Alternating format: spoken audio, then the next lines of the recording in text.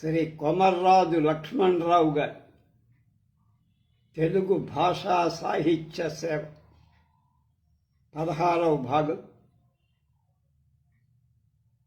7/2/24 భాషా సేవలోకి వచ్చాం మనం. శాసన సేవ, పరిశోధన ఇవన్నీ అయిపోయాయి. పారిభాషిక పద నిర్మాణం. తెలుగు దేశ భాషలలో విద్యాభ్యాసం జరిగినప్పుడే ప్రజలందరూ విజ్ఞానవంతులు కాగలుగుతారు అని కొమర్రాజు వారి నిశ్చిత అభిప్రాయం. మన భాషలో శాస్త్రీయ గ్రంథాలు రచిస్తే ఆంగ్ల భాషలో కంటే ఇంకా తక్కువ వ్యవధిలో విద్యాభ్యాసం చేయటానికి వీలుంటుందని ఆయన భావం. ఈ దృక్పథంతో విజ్ఞాన చంద్రిక పక్ష అనేక శాస్త్రీయ గ్రంథాలు ప్రచురించారాయన. వైజ్ఞానిక విషయాలు పాఠ్యాంశాలుగా నిర్ణయించి తెలుగులో మొట్టమొదట పరీక్షలు నిర్వహించింది కొమర్రాజు లక్ష్మణరావు గారు. స్వభాషలో విద్యలు లేక పరభాషను అభ్యసించి విద్యల సాధింపవలసిన వాడు ఎంటను అన్నం లేక పొరుగింట్ల తిరిగి అన్నాన్ని సంపాదించిన వాడితో సమానం అని ఆయన వ్యాఖ్యానం చేశారు. ఆంగ్ల భాషలోని శాస్త్రీయ పదాలను వీలైనంత వరకు తెలుగులో రూపొందించుకోవాలని ఆయన సూచన కూడా చేశారు. పారిభాషిక పదాలు లేవు అన్న సాకుతో శాస్త్రీయ గ్రంథాల రచనకు మానుకోకూడదని, వాటిని స్వయంగా రూపొందించుకోవాలని ఉద్బోధించి తాను చెప్పదలుచుకున్న విషయాన్ని ఆచరించి చూపించగలిగే సుగుణం లక్ష్మణరావు గారిలో ఉంది. ఆయన కార్యదక్ష. తన గ్రంథాల్లో ఆంగ్ల పదాలకు సమానమైన తెలుగు పదాలను సృష్టించి ప్రయోగించాడు. ఈనాడు మన నోళ్లలో నిత్యం నలిగిపోతున్న కొన్ని పదాలను లక్ష్మణరావు గారు సృష్టించారంటే మనకు నిజంగానే ఆశ్చర్యాతి ఆశ్చర్యం. అటువంటి పదాలలో విశ్వవిద్యాలయం అనేది ఒకటి. యూనివర్సిటీ అనే ఆంగ్ల పదాన్ని తెలుగు రూపాంతరం వారే చేశారు, విశ్వవిద్యాలయం. అందుకు ముందు యూనివర్సిటీ అనే పదానికి సర్వ కళాశాల అనే తెలుగు పదాన్ని ప్రయోగిస్తూ ఉండేవాళ్ళని అని మాడపాటి హనుమంతరావు గారు చెప్పారు. హిందూ మహాయుగం తృతీయ ముద్రణకు పీఠిక వ్రాసిన పీఠికలో చెన్నపురి సర్వకళాశాల వారు దీనిలోని కొన్ని భాగాలను మెట్రికులేషన్ పరీక్షకు పాఠ్యాంశాలుగా నిర్ణయించారని ప్రస్తావించారు. దీనిలో యూనివర్సిటీ అనే ఆంగ్ల పదం సర్వకళాశాలగా పేర్కొనబడి హిందూ మహాయుగం రచించే నాటికి సర్వకళాశాల అనే పదం వ్యవహారంలో ఉండేది. లక్ష్మణరావు గారు దాన్ని విశ్వవిద్యాలయం అనే పదాన్ని సృష్టించారు. అలాగే సంపాదకుడు అన్న పదం కూడా లక్ష్మణరావు గారు సృష్టించి ఎడిటర్ అనే ఆంగ్ల పదాన్ని తెలుగులో పత్రికాధిపతి అని ఉపయోగిస్తూ ఉండి అది సరిగా లేదని దాన్ని సంపాదకుడు అని మార్చేశారు. అమూయిబా అనే పదాన్ని కొత్త పారిభాషిక పదాన్ని లక్ష్మణరావు గారు తయారు చేశారు. అమీబా అనేది సూక్ష్మాతి సూక్ష్మమైన జంతువు. తెలుగు గ్రంథాల్లో దీన్ని వికారిని అన్నారు. అమీబాకు ఆకారం లేదు, అందుకే అది వికారిని. ఆంగ్ల పదాలకు సరైన తెలుగు పదాలు వాడుకలో ఉండాలని తలచి ఆయన ఈ పదాల సృష్టికి పూనుకొన్నారు. లక్ష్మణరావు గారు రాసిన గ్రంథాల్లో వ్యాసాలలో అనేక పారిభాషిక పదాలు ఉన్నాయి. వాటిలో కొన్నింటిని అక్షర క్రమంలో ఇక్కడ ఇస్తున్నాం. మామూలు పారిభాషిక పదాలను వీటిలో చేర్చడం. వీటిలో ఏవో 1-2 తప్ప అన్నీ నిండుతనంతో కూడుకున్నాయి. ఎడ్యుకేషన్ అనే పదానికి శిక్షణ అని ఆయన వ్యవహరించారు. దీనిలో నిండుదనం లేదు. ఇక్కడ విద్య అన్న పదమే అన్ని విధాలా సరిపోతుంది. అలాగే ఆర్కియాలజిస్ట్ పురాతత్వవిధులు, అడ్మిరాలిటీ అడ్మిరాల్టీ సముద్ర సైన్యం, ఎనాక్రానిజం కాల విపర్యాస దోషాలు, ఆస్ట్రనామికల్ ఇన్వెస్టిగేషన్స్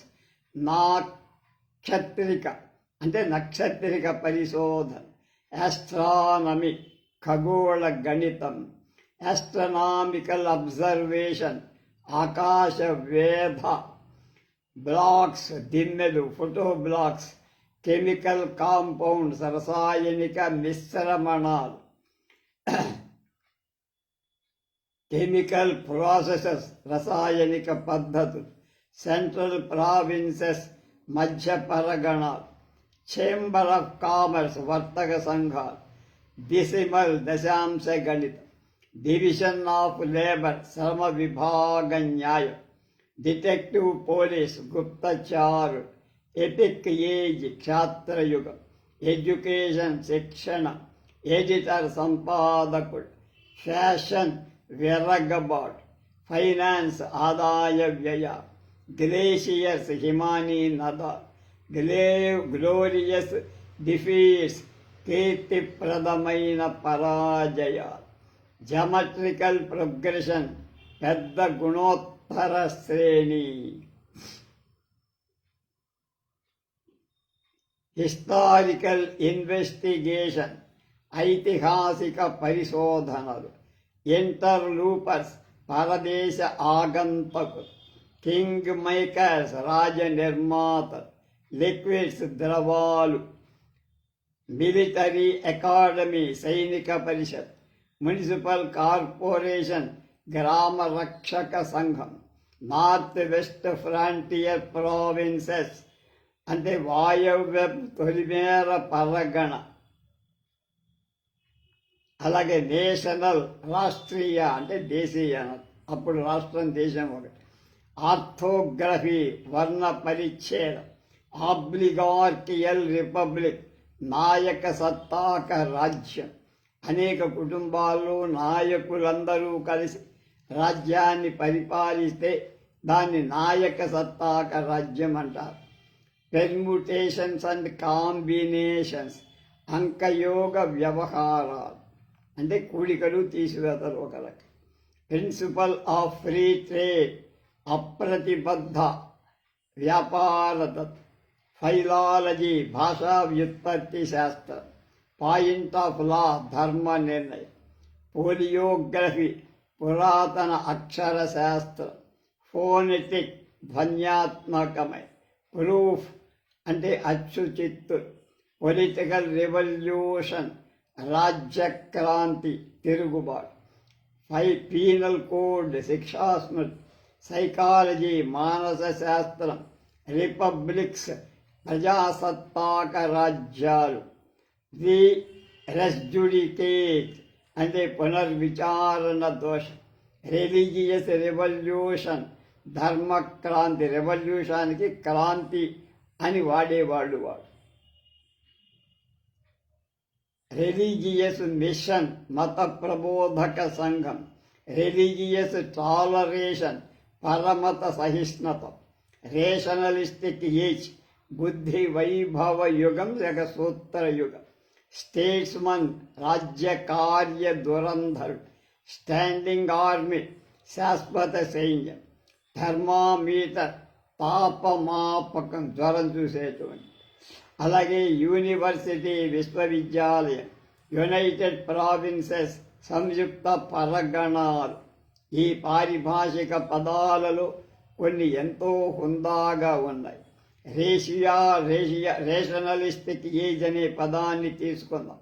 దీన్ని ఆయన బుద్ధి వైభవ యుగం అన్నారు. హిందూ దేశ చరిత్రలో దీన్ని సూత్ర యుగం అని కూడా పిలుస్తారు. సూత్ర వాంగ్మయం వెలిసింది కాబట్టి సూత్ర యుగం అన్నారు. బుద్ధికి సంబంధించిన వికాసం ఎక్కువగా ఉంది కనుక ఆయన బుద్ధి వైభవ యుగం అన్నారు. అలాగే పొలిటికల్ రెవల్యూషన్ అన్న పదాన్ని రాజ్యక్రాంతి విప్లవం మామూలుగా అని వేస్తారు. ఈనాడైతే రాజకీయ విప్లవం అంట. ఈ రాజకీయ విప్లవంలో కంటే రాజ్యక్రాంతి అన్న పదంలో నిండుదనం ఎక్కువగా ఉందంటున్నారు దీని మీద ఆయన మీద రీసెర్చ్ చేసినటువంటి శ్రీ డాక్టర్ పాలకుర్తి మధుసూదన్ రావు గారు ఇలాంటి పదాలను సుసంపన్నం చేశారు ఆయన. బహుముఖ రచనా వ్యాసంగం ఎవరిది? కొమర్రాజు వారి.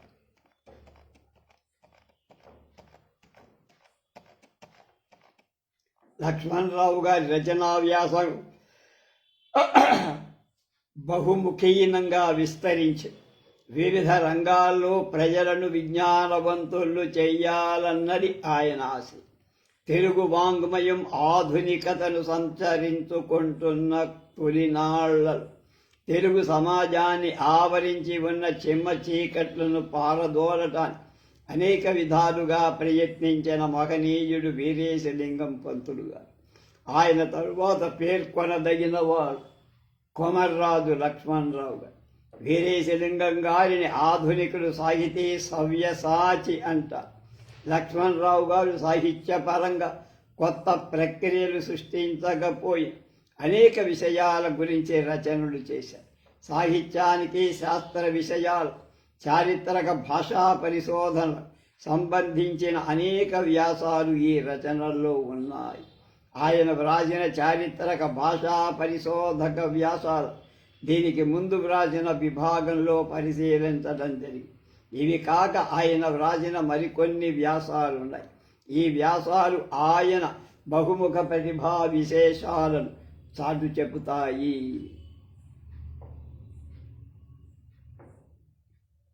వీటన్నిటినీ బట్టి చూస్తే సాహితీ సవ్యసాచి అనే పేరు లక్ష్మణరావు గారికి కూడా వర్తిస్తుందంటంలో సందేహం లేదు. ఆ రోజులో ఆయన తానొక్కడి ఎంతో శ్రమకు వచ్చి ఈ వ్యాస పరంపరను వెలువరించారంటే అదే సామాన్యమైన విషయం కాదు. చారిత్రక భాషా పరిశోధక వ్యాసాలు మినహాయిస్తే ఆయన రచించిన తక్కిన వ్యాసాలు స్థూలంగా 2 భాగాలుగా విభజించవచ్చు. అవి సాహిత్య వ్యాసాలు, శాస్త్ర సంబంధాలు. ఈ 2 విభాగాల కిందకు రాని మరికొన్ని ఉన్నాయి. వీటిని ఇతరాలనే పేరుతో వ్యవహరిస్తే చాలంటున్నారు దీని మీద పరిశోధన చేసిన. సాహిత్య వ్యాసాలు శివతత్వసార పీఠిక, అభిజ్ఞాన శాకుంతలం, అథర్వవేదం, శృంగారం, పూర్వలాక్షణికులు, అలంకారాలు, లలిత కళలు, అభినయం ఇవన్నీ సాహిత్య సంబంధమైనవి. ఉత్తమ శ్రేణికి చెందిన వ్యాసాలే ఇవన్నీ. మల్లికార్జున పండితారాధ్యకృతమైన శివతత్వసారం తెలుగు సాహిత్యంలో మొట్టమొదటి శతక గ్రంథం. దీన్ని మొదట పరిష్కరించి ప్రకటించింది కూడా లక్ష్మణరావు గారు. అలాగే ఆంధ్ర సాహిత్య పరిషత్ పత్రికలో ఈ గ్రంథం వరుసగా ప్రచురింపబడిన తర్వాతే ఆ పత్రిక వారి చేతనే 1922లో గ్రంథ రూపంలోకి వచ్చి ఈ గ్రంథానికి లక్ష్మణరావు గారు 40 పేజీల సుదీర్ఘమైన పీఠిక రాసి ఈ తెలుగు శతక గ్రంథాన్ని వెలుగులోకి తెచ్చి దాని ప్రాముఖ్యతను పండిత లోకాన్ని తెల్లం చేసిన కీర్తి లక్ష్మణరావు గారు. ఆంధ్ర సాహిత్య చరిత్రలో రచనలు శివతత్వసారానికి ఒక విశిష్టమైన స్థానం ఉంది. నన్నయ్యకు తెక్కనకు మధ్య కాలంలో పుట్టిందని నిశ్చయంగా రచనా కాలం తెలిసిన గ్రంథం ఇదొక్కటే అని లక్ష్మణరావు గారు దాని ప్రాధాన్యత చెప్పారు. సాహిత్య విలువలను మాత్రమే పరిష్కరించాలనే దృక్పథంతో కాదు, దేశకాల పరిస్థితులను క్షుణ్ణంగా తెలుసుకోవాలని లక్ష్యంతో అందుకు అభిముఖంగా ఈ గ్రంథాన్ని పరిష్కరించి ప్రకటించి ఆయన వ్రాసిన పీఠికంతా అదే రకంగా రూపొందింది. తాను తప్పు అని భావించిన భాగాలను సవరిస్తూ ఆ భాగాలను విడిగా యథాతథంగా చూపించారు. ఈ పద్ధతి భావిలో గ్రంథానికి మరింత సమాచారం గోరే వాళ్ళు బాగా ఉపయోగపడుతుంది. ఇది వరకు అచ్చుపడని గ్రంథాన్ని కొత్తగా అచ్చు వేసేటప్పుడు ఈ పద్ధతి తప్పక అవలంబించాలి అన్నారు ఆయన. లక్ష్మణరావు గారు చారిత్రక పరిశోధకులు కాబట్టి ఆయన వ్రాసిన ఈ పీఠికలు చారిత్రక ప్రమాణాలే చోటు చేసుకుంటాయి. శాసన ప్రమాణాలను, సాహిత్య ప్రమాణాలను తులనాత్మకంగా పరిశీలించి ఈ శివతత్వ సారం క్రీస్తు శకం 1168 తర్వాత రచింపబడిందని నిర్ధారించారు. మల్లికార్జున పండితుని కాలాన్ని నిర్ణయించటంలో అయితేనే వంశవృక్షాన్ని చెప్పటంలో అయినా నాటి తెలుగుదేశ సాంఘిక పరిస్థితుల మతపరమైన విషయాలు వివరించడంలో అయితే లక్ష్మణరావు గారు ఒక విశిష్ట మార్గాన్ని అనుసరించారు. కనుకనే ఆయన వ్రాసిన పీఠిక సుదీర్ఘమైన పరిశోధక వ్యాసంగా రూపొంది ప్రాచీన గ్రంథాలను కొత్తగా ప్రచురింపదలచిన ఎటువంటి పద్ధతులను అనుసరించాలో ఆయన ఈ పీఠిక ద్వారా సాహిత్య ప్రపంచానికి తెలియచేసి శివతత్వసారంలోని భాషా విషయాలు ప్రస్తావిస్తూ నన్నయ కావ్యంలోని లక్షణం శబ్దజాలాన్ని ఈ శతకంలో కనబడుతుంది. అందువల్ల ఆ సంప్రదాయం పరంపరగా ఈతడి కాలం వరకు మల్లికార్జున పండితుడి వరకు వచ్చిందని ఊహించవచ్చు అన్నారు. లక్ష్మణరావు గారు వ్రాసిన వ్యాసాలలో చాలా భాగం విజ్ఞాన సర్వస్వం కోసం వ్రాసినవే అయినా అవి సాహిత్య విమర్శలు ఉన్నత శ్రేణికి చెందినవని ముందే చెప్పుకున్నాం. ఆయన విజ్ఞాన సర్వస్వంలో వ్రాసిన అభిజ్ఞాన శాకుంతలం అనే వ్యాసం ఆ తర్వాత లక్ష్మణరాయ వ్యాసావళి ద్వితీయ సంపుటిలో చోటు చేసుకుంది. కాళిదాసు విరచిత అభిజ్ఞాన శాకుంతలం నాటకంలో విశిష్టత దీనిలో పరామర్శించబడి అభిజ్ఞాన శాకుంతలానికి 3 భిన్న పాఠాలు మన దేశంలో కనిపిస్తున్నాయి. అవి గౌడీయం, దేవనాగరం, దాక్షిణాత్యం. ఈ మూడింటి మధ్య గల భేదాన్ని ఆయన చూసి ప్రస్తావించారు. విభిన్న పాఠాల తారతమ్య పరిశీలన, కథాగమనం, భారత కథతోడి సంబంధం, ఔచిత్యం, రసపోషణ, వర్ణనలు, పాత్ర చిత్రణ, టీకలు, భాషాంతరాలు ఒక రకంగా వెంగడించబడి అభిజ్ఞాన శాకుంతలం సమగ్రంగా పరిశీలించబడి మహాభారత కథ కంటే శాకుంతల వృత్తాంతం కాళిదాసు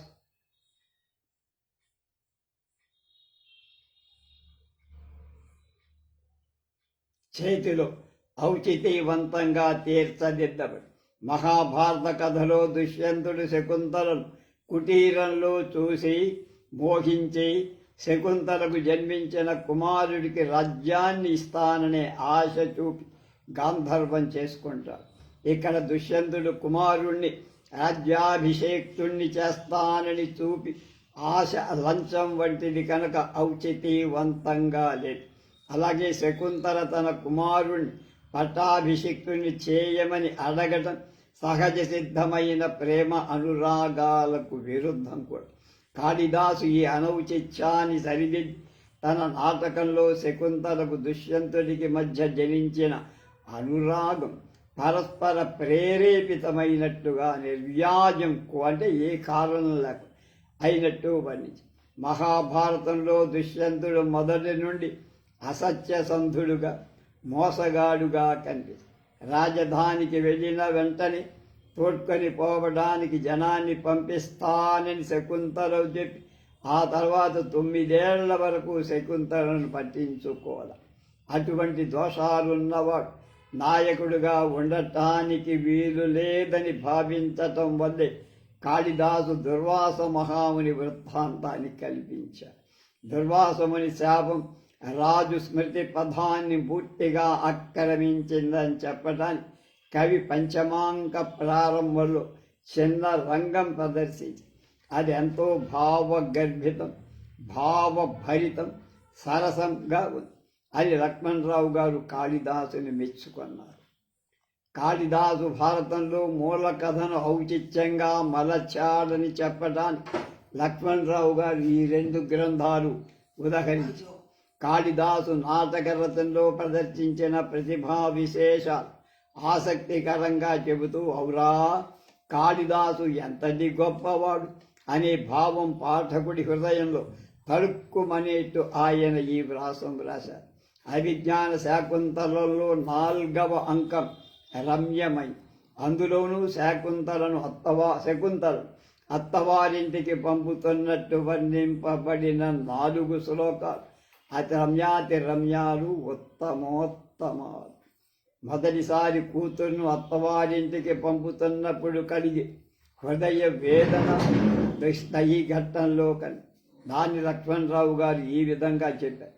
ఇక్కడ తండ్రి ఋషి అయినా, తల్లి లేకపోయినా, ఇల్లు తపోవనమైన, ఇతర జనులు బ్రహ్మచారులు బ్రాహ్మణులు అయినా వారి పవిత్రతకు ఎంతమాత్రం భంగం కాకుండా సామాన్య గృహస్థుని ఎంట పంపకాలు జరుగుతున్నట్లుగా కవి ఛాయాపటాన్ని దింపేశాడన్నారు.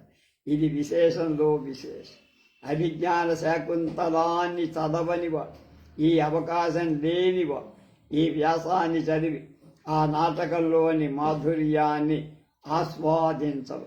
అలాగే విమర్శ లోకం చేత ఓహో అనిపించే రీతిలో ఆయన శాకుంతల నాటకాన్ని ఈ వ్యాసంలో చిత్రీకరించి, ఇది మనకు తెలుసుగా, మా అందరూ చాలాసార్లు చెప్పుకున్నాం. జర్మన్ పండితుడు గోథే శాకుంతలాన్ని చదివి దివికి భూమికి అది అనుసంధానం చేసింది నాటకం అని ఆయన డ్యాన్స్ చేశాడని పాశ్చాత్యులు చాలామంది రాశారు. అథర్వ వేదంపై ఆయన వ్రాసిన వ్యాసం కూడా లక్ష్మణరావు గారు ఆయన ప్రతిభను చాటి చెప్పారు. సామాన్యులకు వేదవాంగ్మయాన్ని వ్యాఖ్యానించడం సాధ్యమయ్యే విషయం కాదు. లక్ష్మణరావు గారి వంటి మేధావి, బహుభాషా కోవిదులు, పరిశోధనాగ్రేసుడు మాత్రమే అందుకు సమర్థుడు. లక్ష్మణరావు గారి చారిత్రక గ్రంథాలలో, శాసన వ్యాఖ్యానాలు అవసరమనిపించిన ప్రతి చోట వేదవాంగ్మయంలోని విశేషాలు చెప్పారు. 4 వేదాల గురించి సమగ్రమైన సాధికారమైన వ్యాసాలు వ్రాయాలన్న తలంపు ఆయనకు ఉండేదని ఈ వ్యాసం వల్ల తెలుస్తుంది. విజ్ఞాన సర్వస్వం అకారాది క్రమంలో ప్రారంభించబడింది కనుక అథర్వవేదం గురించి మొదట రాయాల్సి వచ్చింది. అలా కాకుండా విషయపరంగా విజ్ఞాన సర్వస్వం ప్రారంభించి ఉంటే 4 వేదాలకు సంబంధించిన వ్యాసాలు లక్ష్మణరావు గారి లేఖ నుండి వచ్చేవి. అంతేకాకుండా త్వరితగతిని పూర్తి చేసి ఉండేవారు. కేవలం అకారాది క్రమంలో ప్రారంభించవంతం వల్లనే అన్నేళ్లు కష్టపడి ఆయన కేవలం 3 సంపుటాలే పూర్తి చేయగలరు. అథర్వవేదంలోని సంహితను గురించి, బ్రాహ్మణాలను గురించి, ఉపనిషత్తుల గురించి, ఇతర ఉపాంగాల గురించి దీనిలో చాలా చక్కగా వివరించవచ్చు. మొదట వేదాలు 3నన్న అభిప్రాయం ప్రబలంగా ఉంది. క్రమేపీ అథర్వవేదం 4వ వేదంగా పరిగణలో, ఋగ్వేదం తెలుసుకున్న హోతగా, యజుర్వేదం తెలిసిన వాణ్ణి అధ్వర్యుడిగా, సామవేదం తెలిసిన వాణ్ణి ఉద్గాతగా, అథర్వవేదం తెలిసిన వాణ్ణి బ్రహ్మగా ఎన్నుకోవాలని ఆచారం ఏ విధంగా వచ్చిందో ఆయనలో దీనిలో చక్కగా వివరంగా.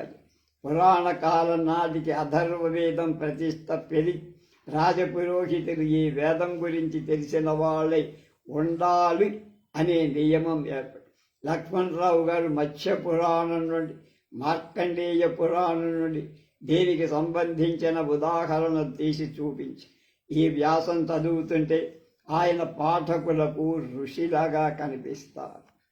లక్ష్మణరావు గారి శృంగార రసంపై వ్యాసం రాయటానికి ఒక కారణం, ఆనాడు ఆంధ్రదేశంలో శృంగార రసాన్ని గురించి తర్జన భర్జనలు జరుగుతాయి. శృంగార వర్ణనలు కావ్యాల్లో ఉండాలని వాదించే వారి వాదనలకు సమాధానంగా ఆయన ఈ వ్యాసం రాశారు. శృంగారం అంటే హరిన తోటనే ఎలాంటి అశ్లీల వర్ణాలు శృంగార రసమే అని కొందరు అనుకుంటారు. ఇంతకంటే పొరపాటు ఇంకొకటి.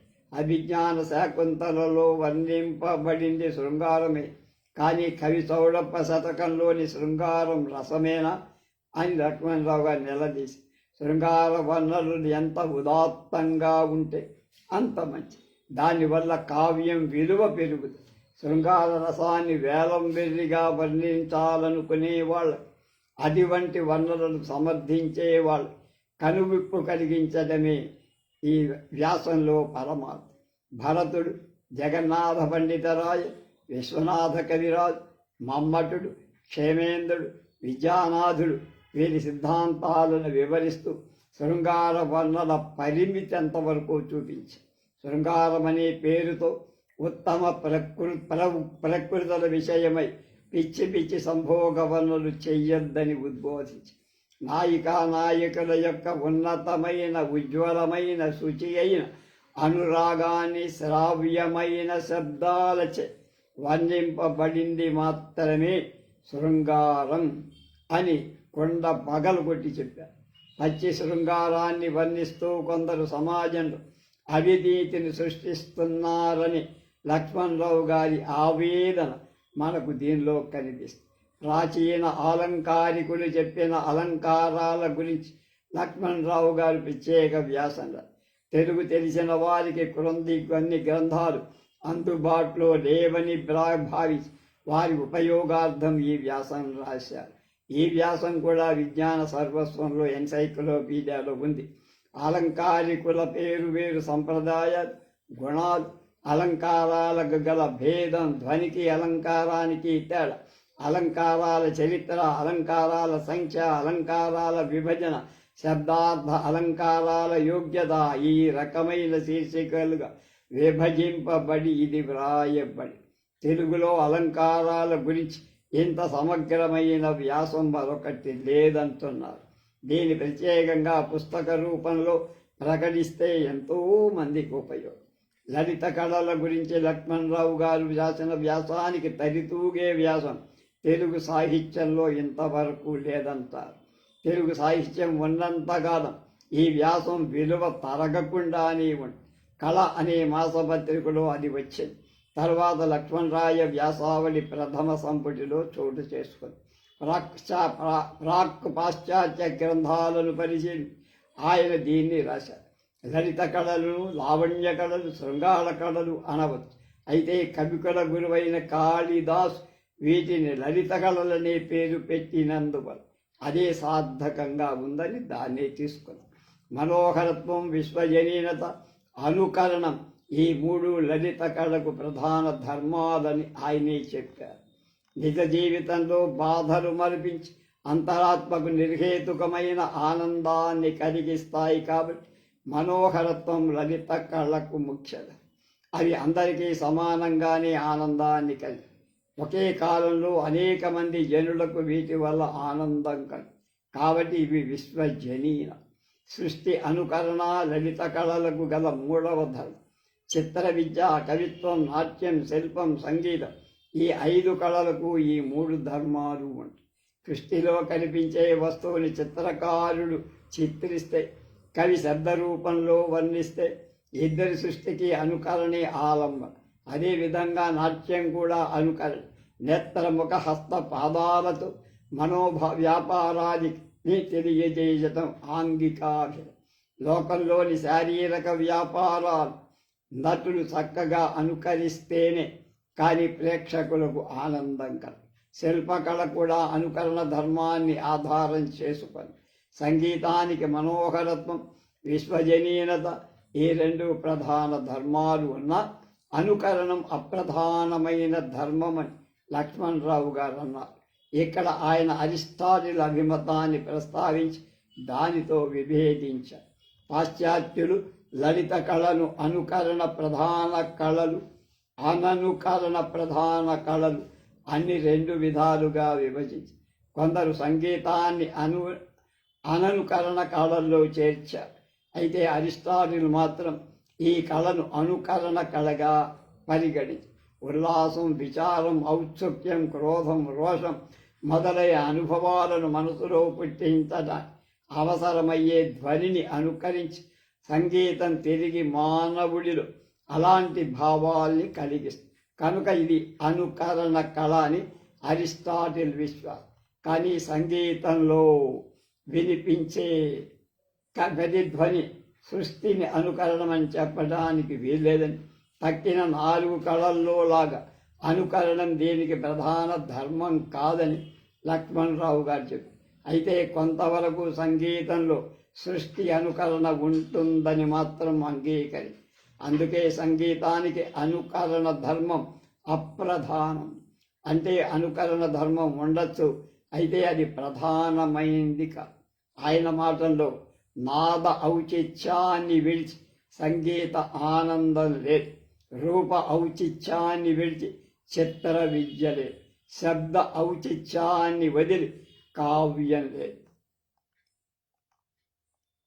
మిగతా విషయాలు రేపు. స్వస్తి.